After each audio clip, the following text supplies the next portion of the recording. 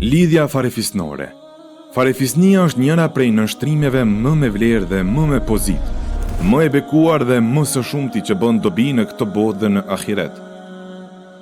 Farefisi një njeriu konsiderohen të afërmit e tij prej gjaku, si baba, nëna, vëllai, motra, djali, vajza dhe çdo person që ka lidhje gjaku me to. Familja e gruas për burrin e saj s'janë farefis. E as familja e burrit për gruan e tij s'janë farefis, për shkak se mes tyre s'ka lidhje gjaku, po mes tyre ekziston lidhje krushqie. Thot Allahu Azza wa Jall: edhe ata që u bën besimtar më vonë, që mërguan dhe luftuan bashkë me ju, janë vëllezërit tuaj.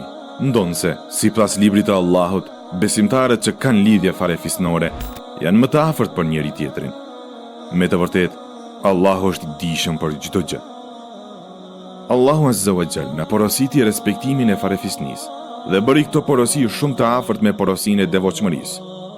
Thot Allahu Azza wa Jall: dhe friksojoni Allahut me emrin e të cilit ju kërkoni të drejtat e ndërsjella dhe ruani lidhjet farefisnore. Se vërtet, Allahu është përherë mbikëqyrës mbi ju.